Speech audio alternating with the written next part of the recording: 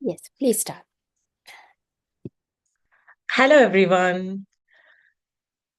In an era where the lines between work and home are increasingly getting blurred, prioritizing work life balance is crucial for maintaining both the wellness and job satisfaction. When we talk about wellness, it's essential that we have a look into both mental health and your physical health. To answer it all short, I am a corporate communication strategist. I help empower people to speak and lead with influence, authority, and impact. When I have to talk about work life balance, I myself, an ambitious corporate woman, I actively and passionately serve multiple organizations and forums. And then I also do an active parenting and multiple leadership roles in non-voluntary organizations, and quite often I step on that boundary of work-life balance and try it day in day out. And these are certain practical strategies that I want to give away as a communication strategist. How can we hack communication and balance it out with both your work and life balance? So, in my belief, every busy working professionals can achieve work-life balance and live life to the fullest by understanding and implementing a 3D communication formula that will definitely help us balance our work and life. So, what is this 3D formula? Three Ds, which means define boundaries, delegate the responsibility, and dare to say no. Now let's get into each one of it and see how this could be used effectively in order to define our work life balance better. First, let's start with defining boundaries. What is defining boundaries? So, as I mentioned, when I look at work life balance, it is a constant juggle that we are making. I think sometimes I'm the juggler with the balls where I have to drop the balls in the air, and then I constantly have to, catch it, and then the other ball goes out. So, these balls are nothing but our dimensions, and then we constantly, every single day, throw it in the air and then we juggle. Sometimes I also feel that I'm spinning plates, and all I want every single day is not to drop any plate. And I don't want to definitely see any plate from the air come down thrashing.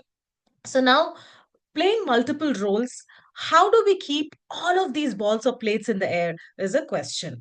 So now, out of all that roles that we play, be it as a professional person, spouse, being a parent, being in-laws, being children, or being siblings, these are certain dimensions that we are playing. Now, how do we protect our energy to play each of these roles at 100%? So that's the $1 billion question that we have right now. One quick, simple tip that we all can immediately use is by defining boundaries. When I talk about defining boundaries, people often feel that, hey, I feel very selfish if I have to define a boundary between families, define a boundary at work. And I feel quite often very uncomfortable and selfish in doing it. And I would only tell that defining boundaries means that you're protecting your energy so that you can play that role 100 percentage. So now how does that sound? Defining boundaries is nothing but you need to train the people around you how to be with you so that you can protect your energy and conserve them to give you 100% in the role that you're playing. Now, art of boundary setting. Now, look around at the roles that you're playing and define what is that bare minimum that needs to be put in place so that you can perform your role better. So, that bare minimum, lesser than or equal to perform your role better, becomes your boundary. For example, let me give a personal example where I would like to set a boundary with my daughter where 9 to 5, or when I'm in a crucial meeting, I keep the door locked. Nobody has to disturb me. So, this is the boundary that I'm going to set. This is a bare minimum, equal or lesser than. Anything more than is where we have to tell them that there is a result or a consequence coming in place. So, what if I do not want to be disturbed? Somebody comes in knocking. So, that is that boundary, greater than boundary, right? So, there are two ways of explaining it to them that the boundary should not be breached. Otherwise, when you are verbally communicating something, how will people keep it? So when you have boundary breached, it is important for us to tell people who are having much better power than us. For example, our bosses, or for example, our spouses, right? So they have a better control or power in our life. So that is when we tell them that it is a request. Use emotions and tell them that, hey, when I'm in a meeting and the door is getting knocked over and over again, I do not feel comfortable. It really does not give me a mental peace to sit and work. So that's using emotions to tell them using an I statement and communicate very clearly that I feel disturbed. I feel hurt if my boundary is getting breached. So this is a very clear example of telling them if the boundary is breached, what happens. Or the second term that you can use is, you can solve this problem for me. When you say you can solve this problem, you hold the other person as a guardian for your boundary, right? If you can take care of me during my office hours, not getting disturbed, I, you will greatly help me in finishing my work within 9 to 5. Otherwise, I will have to push over my work to the later part of the evening, which will creep into our family time. So what we're essentially telling them is, you are telling them they can solve the problem for you. That means they are the guardians for your own boundary. The third thing that I wanted to tell is, anytime you're requesting for somebody to keep up the boundary, you talk about win-win. So if you don't do this, I will get protected. If you keep up the boundary, it is also going to serve you. For example, if my boss or your boss is going to come out every time after 6 o'clock, giving you some work, the plain simple way of explaining them is, hey, after 6 o'clock, I do not have energy to do this. If you would have come early in the morning, let's say 10 o'clock in the morning, I would have had better energy and better creativity to get this task done at the best quality for you. So this means they are also winning in a way that they do not come after 6 o'clock. So this is a way in which you request for the other person to keep up the boundary. Now let's talk about people who do not hold so much power. For example, your children or your peers or subordinates. So that way we tell them what is the consequence if the boundary is not kept. So always let us remember the consequence of following the boundary has to be a positive reinforcement that we are giving them. For example, when I have to talk to my daughter and tell her that don't disturb me when I'm having an office meeting, a critical or a crucial office meeting, I tell her that if you're going to keep that up, we will go for a dinner or I'm going to get you a toy. So this way, we are giving a positive reinforcement when the consequences followed. If not followed, it's very simple that I'm going to cancel that positive thing that I'm trying to give you. So this way, they get empowered to keep up the boundary that you're setting with them. So going back in time, how do we do this art of boundary setting? It is nothing but having a very clear and firm open communication with the other person. What we do is we follow a technique called as sandwich technique. We start with a gentle appreciation, and then the patty comes, which means you are having to have that conversation about what is the concept, what is the boundary, and if the boundary is breached, what are you going to do? Either a request or a consequence based upon the stakeholder that you're having. And then you close it again gently with an appreciation. Let's see an example. We've been talking about setting a boundary with your children, when you're having an important office meeting and how they should not be disturbing. If you're doing this using the sandwich technique, let us see how do we do it. I'll just give you a brief example. Now, before I go forward, since it is a child, now how are we going to set that boundary? If the boundary is breached, is it request or consequence? It's obviously a consequence because it's children, and then you can have this positive reinforcement running with them. So if you have to do it with them, just go about and tell them that, hey, I know that you are a child who is super understanding and you will take care of things which I tell you. You've been an amazing kid so far. One thing that I wanted to tell you is that Mama wants to really work between this time to this time, and I want you to please do not disturb me so that I will have more time with you later on, right? And then you tell that if you're going to follow this, mama is going to finish work within 9 to 5, and we are going to have more playful time. And I will promise you that I will get you this particular toy at the end of the month, so that mama is happy, you're happy. You're an amazing child, and I know that whatever mama says, you'll be able to follow so that we will have better time later. So this is that sandwich technique where you start with a positive reinforcement and you put that patty where you explain that boundary very clearly: 9 to 5, I would not like you to disturb me. And then you go about and tell what is the, if the boundary is breached, what will happen. In this case, it was a consequence, and I put it on with a positive reinforcement. If it's going to be your boss, you tell the request, telling that, hey, if you would want to do this, I'm not going to be at the best of my energy. I would really like, to help you with your presentation for tomorrow. But next time, please come at 10 o'clock so that I'll have the best of my creative energy and I'm going to make beautiful presentations for you. So this would become the request for that person, right? So that's all about how we go about and make the boundaries. And communication here plays a huge role, more than identifying your boundaries, more than identifying your stakeholders, because communicating to them very clearly and taking care of their intentions on protecting your boundary is super important.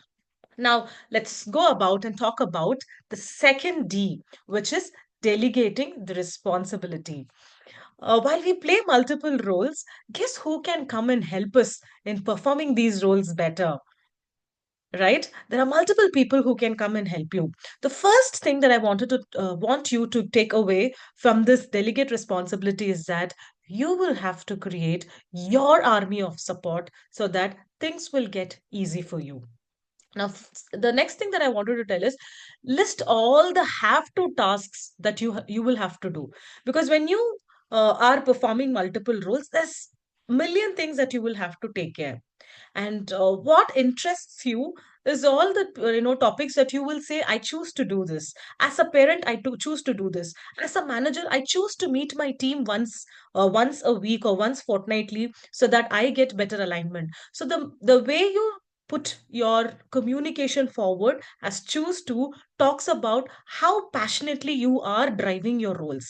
There are quite often certain places where you might say, hey, you know what, I have to do this. I have to cook this meal. I have to do mopping, or I have to, schedule tasks at office as a manager. So the moment you would say have to, these are certain energy drainer tasks that you will be performing day in, day out, and you're not enjoying and you're not contributing value to these have to tasks. So now, how about we delegate these have to tasks so that you have the best of your energy for the best of the tasks that you would like to perform? The first thing that I would like all of you to do is to write down a list of all the have tos in all the areas of your life. I have to, do the cleaning at home. I have to uh, cook at home. So the moment you have to, think about who can come in and help you. See if there is somebody at your house who can come and help you in these tasks. Otherwise, you can also have a full-time help or a partial help that can come into support. So these are going to be the person whom you will delegate these have to task. So these are nothing but your army of supporting people that will help you perform your roles better. Now, the second thing that I would want to do out of that list, the have to list that you are going to write, is who are these possible people who can help you with the tasks. For example, if I'm doing a task at office and I'm not really enjoying it, it's just a task which I'm doing over and over again, and it does not mean anything than me talking to my team members in my 9 hours of work. I would prefer doing strategic work and less of my operational work. If that's what you think, then you have to look at somebody who can step in and support you in this tasks which you have defined as have to. Then have this name next to them. So these people who you have written on the right side of your paper are nothing but your army of people who are going to protect your energy and help you finish your tasks in the roles that you're performing.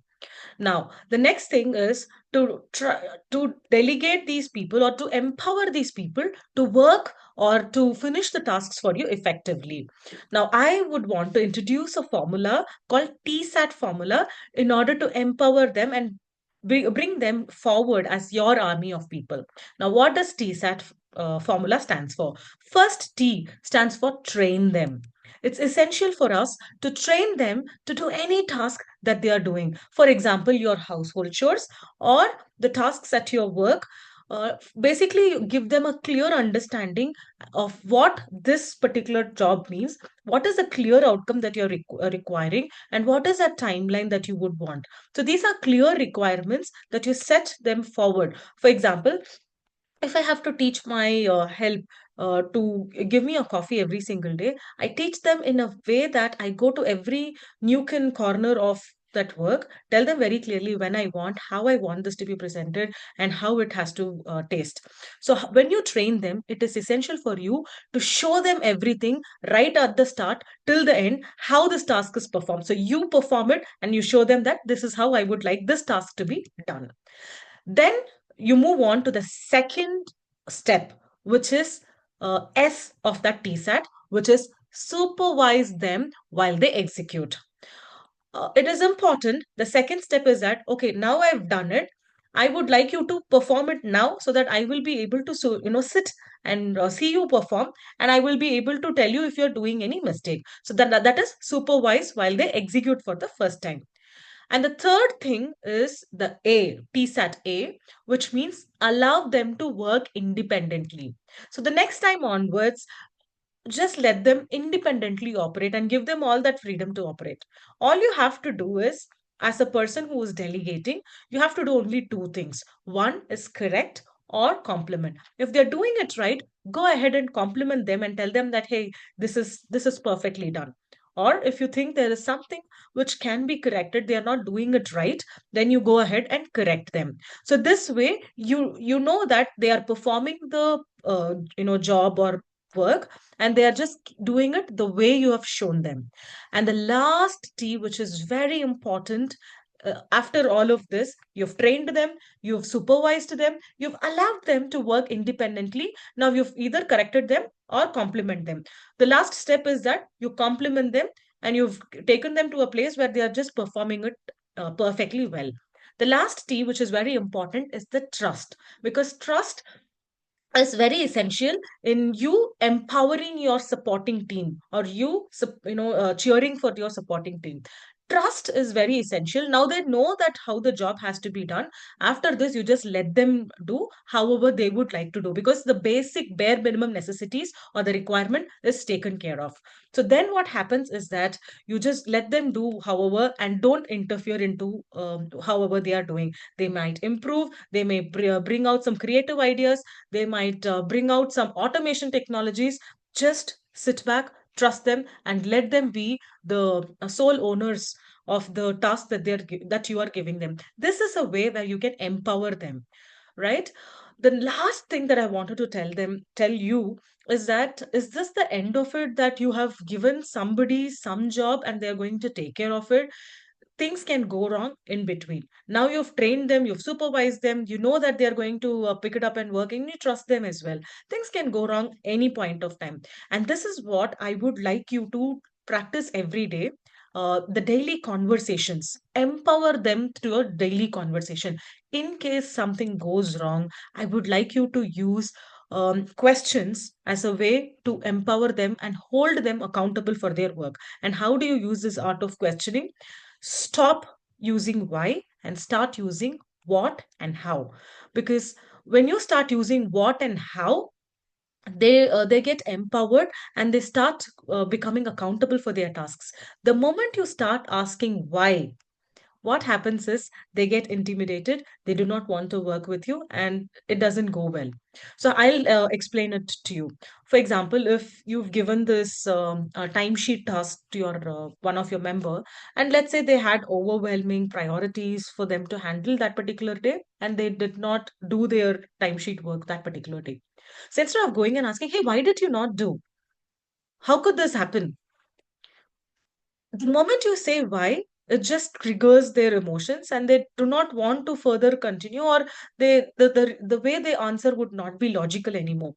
they would go about and answer something which they do not mean. So asking why is a complete no-no. Rather than if you ask, hey, what made you not perform this task? What was the other things that you were doing? Was there any other priority? And then they go about and tell that, yes, I had some other compelling deliverables that I had. So this way, you go back and ask the next question just to empower them and hold themselves accountable. So how would you like the next time when a situation like this happens, how would you like to complete this activity despite compelling priorities that you had? How can we make sure that this deliverable is taken care of? And then they will give an answer themselves. So this way, you hold them accountable for probably they might end up telling that, hey, next time I'm going to do something, I'm going to, next time I'm going to have a priority up in my hand. I'm going to inform you right before I close the day. I'm going to inform you that I'm not doing so that you can pick it up for me and you can do it. Wow. That's how they tell you a way about going about it, and they will hold themselves accountable. So the next time, again, the same thing happens. No point in asking a why question. You go about and ask, we had agreed this. What made you skip the agreement that we've had? The moment you ask what, why did this happen? In a way that you ask them with the what, they go about and answering again what has gone wrong. The second question that you'll have to ask is, how do we go about solving this? And then I'm sure they are going to give you one more reason or one more way of solving this problem. And then you have your army supporting you perfectly, giving out solutions for what they cannot do.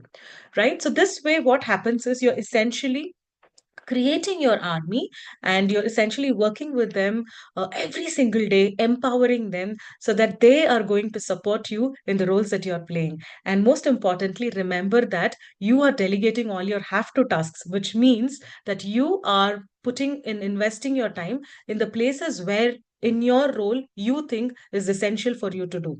For example, I have delegated my daughter's tuition, the homework part, to another teacher, because that was a constant have to every single day and it was draining my energy. And what happens is 1 hour of studies and 1 hour of uh, you know happy time with my daughter or spending time with her on the activities. What happened was that the first 1 hour, which is let's say 5 to 6, I had to sit and do the work, and 6 to 7 we will have to have an activity together. 5 to 6 I was drained out because that was my have to task. I have to work on her homework. I have to sit and help her finish her homework. So that have to was now transferred to another person. Earlier, 6 to 7, I was not able to get my energy up because I was drained in the first hour of doing her homework. Second hour, I was drained. I was always on the couch telling her, can we do something on the couch? And she was also not liking. Now that I've understood that this was draining my energy, I have now delegated it to another teacher who comes home and takes care of my daughter's education. So I'm just sitting there watching them do their homework. The second hour I am energized to do her activities. This way my daughter is happy, I'm happy, and I feel I'm performing that role of a mother better. So these are certain examples where you can take control of your have to tasks and delegate it. And the last topic of empowering them to daily conversation, stop asking why, start asking what and how, and hold them accountable for your daily work is going to do wonders for you. The last D for today is dare to say no. Because that's very important. Because while we are going about and stretching our boundaries and supporting other people, supporting your own rules better, sometimes what happens is in pure intentions that you have to be 100% everywhere is definitely going to drain out. And sometimes the boundaries that you're going to work as a mother, as a employer, as a boss, as a subordinate, all of them get blurred. So it's essential to protect your energy. You will have to start saying no. And I would want to call it dare to say no, because that's something which is not very easy for any of us to do. I'd like all of us to understand that people treat us to the level of self respect that we hold for ourselves. If we are going to just pull in a lot of things and get merged into the requests that we have, that's not self respect that we have for ourselves, right? So the next time any question comes your way, you think if that's something that you want to hold for yourself. Let's also talk about a technique in which You will have for yourself to say no to any request that comes to you. Dare to say no. The technique is calm technique, CALM technique, that I'd like all of us to take away. The first C stands for clarity and clarify. As and when you get a request, the first question to yourself is, do I have clarity to do it? Do I want to do it, or do I not want to do it? Or if I want to do it, not want to do it today, probably I should pick it up later. So that's a clarity that you have for yourself. Clarify, take a moment to clarify that request. You must understand clearly what this request is about before you go about responding. So that's clarity and clarify. The example could be, hey, you're talking about this particular project. Could you please remind me of the specifics of this project? I just want to understand it very well. So that's clarification of the requirement that comes your way. So that's the first C. The second alphabet in the calm is appreciate and assert. It's a A. So everything when you start responding has to be an appreciative inquiry. So in this case, you express your gratitude for the opportunity before you start declining it. Let us understand that kindness can soften any refusal that you can make. So appreciating just comes handy. You have to firmly assert your position. The next A is assert. You just have to firmly assert your position and make it very clear for them you cannot take up this request. So that's appreciated assertive. Let us look at the example. Hey, yes, I appreciate the opportunity, but I just have to say no this time. So this is softening the blow of the refusal, yet you're telling a very firm no. There is a no in that in the response that you're making. So that's appreciate and assert for you. Let us move on to the third alphabet of the calm, which is L, limit and lend solutions. What I mean by limit is that we as humans can just go about talking. Sometimes we get guilty of saying no and we go about telling them why you're saying no, uh, what are the possible reasons, and then the conversations gets longer and longer. When you are dare to saying no, you keep it limited, which is concise. You can offer a concise reason for your refusal, which can help the other person understand the position that you are holding without having to over explain. For example, when you're setting the boundaries, by specifying what you're able to do, if anything at all, or reiterating your priorities. If there is nothing, just go about and reiterate what is the priority that you have. Example could be that, hey, I appreciate the opportunity, but I need to say no this time because my focus is on my current projects and I really cannot commit to anything right now. So, this is very clearly telling that you're appreciating, you're asserting by saying no, assertively saying no. And the third thing is that you're saying that I have focus on my current projects, which is my priority currently, and I really cannot commit anything right now. So, does that solve right now? Look, think about the other person. When the other person is coming for help, which means they think you're a solution provider. Now, by saying no, you're protecting your energy. But are we doing justice to the other person? No, because they're seeking some sort of solution. So, the next part of L is the lending solutions. If possible, suggest an alternative, either someone who can do it on your behalf or who can pick this up and run, or a different timeline. Again, this relates to the clarity part that we hold. Does it mean that I want to say no to this forever, or does it mean that today I cannot do, probably tomorrow I can do, or probably next week or next month, but I would like to do this? That's the clarity that we have with the first C. That comes in handy right now. Now, if you have decided that I never would want to do this, you can probably offer a suggestion telling that I can't help right now, but this particular person may have bandwidth for it. I can't help right now, but I can come around next week to support you on this if this task can be on hold until then. So this way, you're offering clear solution, or not solution but an alternative to them, so that they have come to you with a question in their mind that this is a person who can support me. So you're still supporting them by offering alternatives. The final solution or the step in this calm technique is M, which is move on. This is another thing that we might quite often forget, and we go into over explaining and we go into dwelling in this request for a long time. My simple solution to this is move on. After you've communicated your refusal, gracefully steer the conversation away to another topic, because ensuring that you don't dwell on the refusal, right?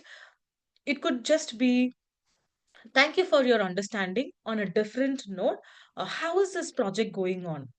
So, what happens is, with saying thank you for your understanding, you're ending that conversation and you're now steering your conversation into another direction by telling them, hey, thank you very much for asking me, how is the project going on? So, this way, you are stopping that refusal topic right away and you're moving into a much better topic. So, I would like to go about and let's talk about calm technique once again. So, C stands for clarify and clarity in your mind, and you have to clarify more better details. The second A technique in calm is A, which is appreciate and assert. Always start by expressing your gratitude, because that can soften the refusal. And assertively say a no. I appreciate the opportunity, but I need to say no this time. The third topic of your calm is limit and lens solutions. Limit, because you have to keep your reason really concise and don't go about over explaining. I have a scheduling conflict that prevents me from accepting this request this time. So that's going on to give a concise reason. Lend solutions or lend alternatives. I can't help you right now, but this particular person may have the bandwidth to support you. And the final one of the final topic of your calm technique is move on. After you've communicated your refusal, gracefully move away from the conversation. Thank you for understanding. On a different note, how is your project going on? Right? So, this is calm technique for you, and this can help you deliver your message clearly, confidently, while keeping the interaction positive and professional. Now, let us go back and look at what we have come through through your the 3Ds to protect your work and life wellness, and how do we integrate it together. First, we started with defining boundaries. The second one is delegate the responsibility, and the third one is dare to say no. Talking about boundaries, it's basically training people how to have their transactions with you, and how to protect your energy and give back them 100 percentage. And that's about telling them what is the boundary and going about talking about either a request or a consequence based on the relationship that you have with them. The second thing that we had looked at today is delegate the responsibility. It starts with having your have to list, which is draining your energy, and going about identifying people and create them as your complete support system. And how do you do it? You use the TSAT formula. You start with train, then you go about supervising, and that is TS. A is about let them act independently, and you just have to correct or compliment. While all these three steps are done, the brilliant fourth step is trust them in the process and let them operate.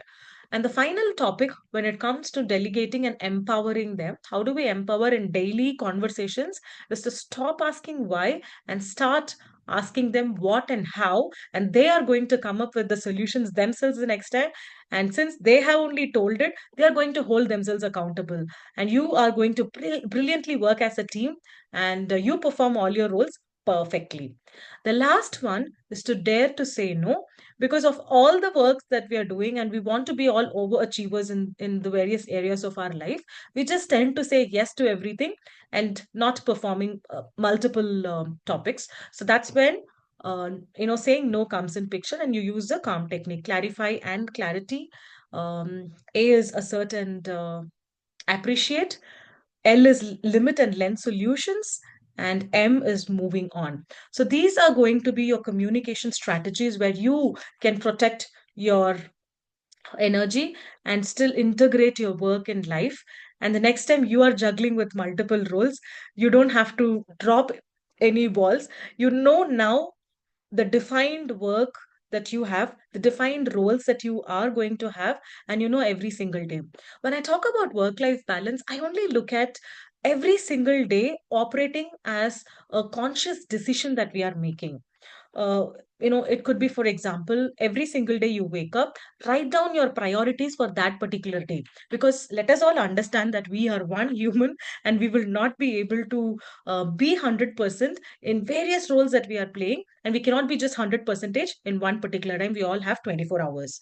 In that case, how do we go about this? Every single day, prioritize and write down what is that area that you will be concentrating today. For example, you have an important work, be that you're an entrepreneur, or you are a employee. You might have an important presentation to be making, right? So that particular day, work takes priority, and you can set the other things, extra things of other roles that you're performing at the back seat. So then the priority becomes work, and you work around the other roles that you're playing. As a mom, you'll have to inform your daughter that you're coming late, or you might have to inform your help or your spouse or whoever at home, the family part. Keep them informed that you are not going to come, and make sure that your other priorities are taken care while you are going to spend that particular day at work. It goes the same way to the other side as well, right? For example, if it is going to be um, your daughter's or your children's sports day, so that means that particular day's priority becomes your children, and then your work needs to be compromised that particular day. So you go about finishing your tasks one day earlier, or you go about finishing it one day later. But it's essential that you keep your stakeholders at work super informed that that particular day you'll be on leave, and you're going to be there for your children. So, this way, every day, writing out your priorities gives you a sense of empowerment for yourself, that you are performing one role and you will be performing that role to the fullest, while keeping the other priorities afloat by taking care of informing your other stakeholders prior. So, this is one quick tip. The second thing that I wanted to talk about when it comes to prioritizing is the guilty feeling that we will all have. So what happens is, when we are at work, we might start thinking what is happening at home, how are the children protected, are the children doing their work properly. Or when you're at home, let's say you sit at the sports day, you keep thinking about your work as to, is everything happening in the right form at work? What if this goes wrong? What if other way goes wrong? So this is a guilty feeling that everybody gets in while we are tending to prioritize the work life balance. Because as humans, one thing that we all do is to be there everywhere, to perform all the roles 100% at the same time. That's practically not possible. So it's essential for us to keep our mindset in a way that I have prioritized this particular task for today. I've prioritized that I will be at my daughter's sports day today. So rest assured, I'm going to be 100%. Even my mind is going to be 100%. The other part of my work, I know it has been taken care. And that's where your support system comes in picture. You give enough requirements or enough clarity to the people at work, how things have to go while you are at not at work. So this way you have a peace of mind. You concentrate on whichever you chose to concentrate that particular day, and every single day becomes a conscious decision of where you have to be, what role you will have to perform, and what is the percentage of energy that you are giving. And keep those conscious decisions very clear. Once you make that decision, let that guilt out of your mind, because you've decided and you will be giving 100% of what you are doing. So with that, I would like to open the floor. Are there any quick questions that I would you would like me to answer? Hello. Hi. Hello, Yeah. hi Meena. This is Meena Anand. Yeah. Yeah. Yes. The session was very good, very interesting. I really liked your presentation and the way you spoke about it. Really appreciate and wanted to thank you. My Thank you. question is, there are situations that a person needs a job real bad for certain reasons, to support the family or whatever the reason. He needs a job or she needs a job real bad, and the boss is mean, and it happens in different places including overseas as well. So if we are saying no, they may take it as personal, not as a company, like a loss for company or company's project is it may be about personal ego, and then you become marked out, red flagged, and you are the first person to be shortchanged, no? So how to approach that with, of course, once you are that confident, next day you'll get a job or next minute. And job market is scarce. We all know that there are more applicants than the job candidate, more candidates than the job position. So how to address that issue? Part of 99% you are looking for job security, and you like everything except the boss who is demanding too much, giving you work after 6, and you want to say no, but to keep your job safe and secure and not to annoy the boss. How to find that balance? Thank you. Thank you. That's an absolute brilliant question. A question that many of us will have, even at some point in their life.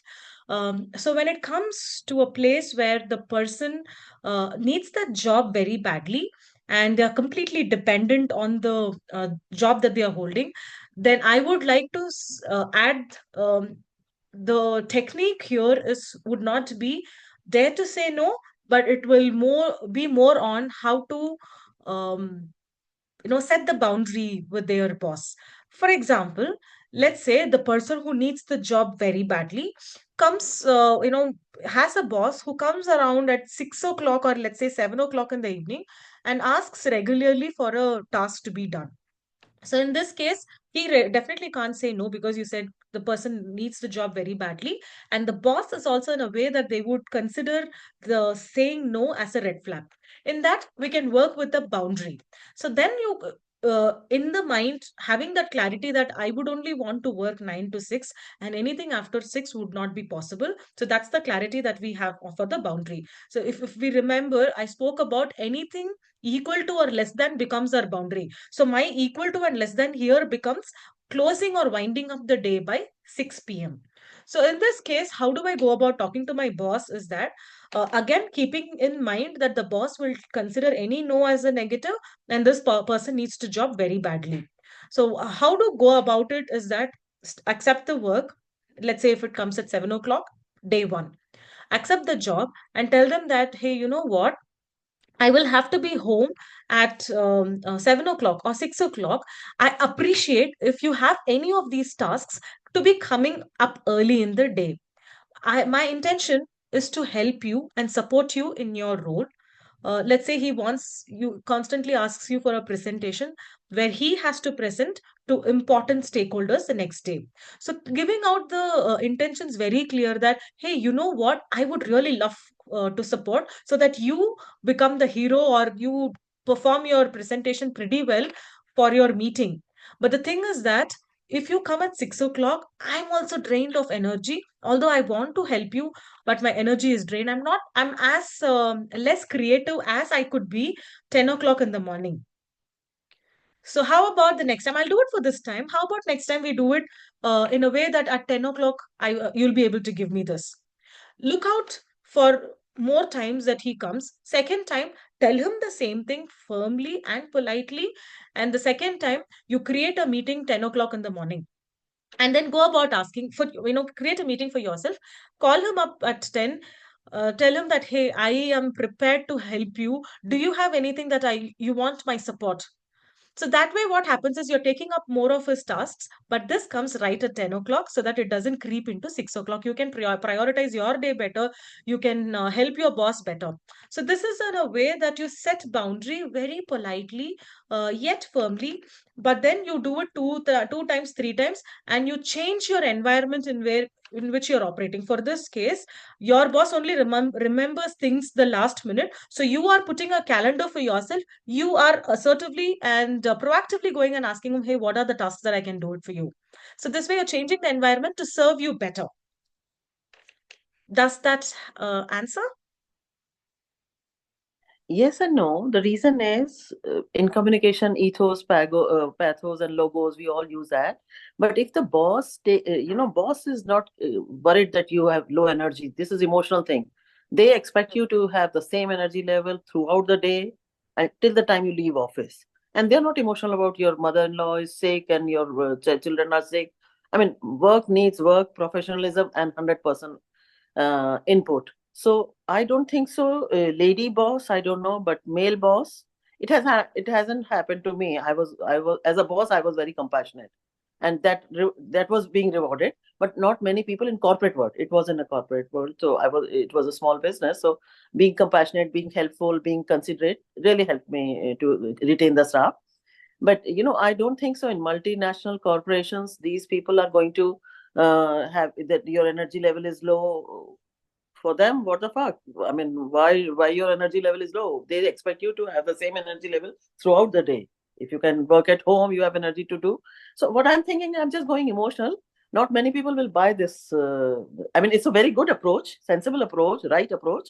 But I mean, let's go on the other side. As a boss, do you think they're going to accept that your energy level is low, so you have to leave? Just a question, just not to question you, but to Absolutely. get the yeah. Absolutely. That's putting out the environment right then and there. And I'm happy that you are a compassionate boss, you're a compassionate leader yourself. Um, so when we know that our boss is going to be not emotional, if you're going to tell that, hey, you know what, I am this, when we know that the boss is like that, it's plain simple, looking at the win-win. So here telling that I am better at 10 o'clock creatively to make better presentations for you, which is going to make you look absolutely good in front of your stakeholders. But at 6 o'clock might not be the case. Right. So this way, what we are telling is we are telling them that I am better at 10 o'clock. So the next day I'm going to come to you at 10 o'clock. Let's do this. So that's an intention telling them that, hey, I'm better creative. I can be doing the best job. Or even telling them that this particular work needs somebody and that person is available at 10 o'clock. So that's it, getting into a win-win place where the whole intention is to make you win. And for you to win, I need to have some liberty into the operating space. So that could be an example where we tell them that next time at 10 o'clock, but we still are going to do the work. We still are going to make the, creative presentation that we are doing. But the next time when you go at 10 o'clock, the boss responds better at 10, maybe at 11. And then we create that environment in a way that you get the inflowing of tasks at 10 o'clock. It creates a work culture for yourself and for your boss. Maybe the next time you give, some he gives you a 10 o'clock work, maybe reward him better with, hey, you know what, generally I used to do this. Today I'm giving you this extra an animation. Earlier, I used to do only presentation. Today, I did a better animation. I'm sure this is going to win a lot of hearts in the presentation that you're making. So this way, he knows that okay, 10 o'clock if I go, I'm just not getting a presentation that I wanted, but she has put her innovative ideas. She's made it as creative as possible. Next time, I'm going to go 10 o'clock. So it's a working relationship that we will have to establish with our boss. And when it comes to bosses who would want work done right at the time that they are asking, it's going to be a long boundary setting process that we are in. And all that we will have to have is the patience and kindness in which we operate with them. And I'm sure it will work on a longer term.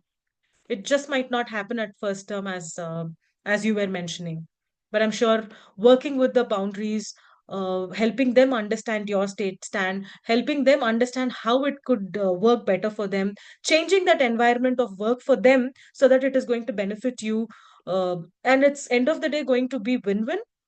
I think that's something which will work wonder. Great. With that, if no questions, then that is work life balance for us.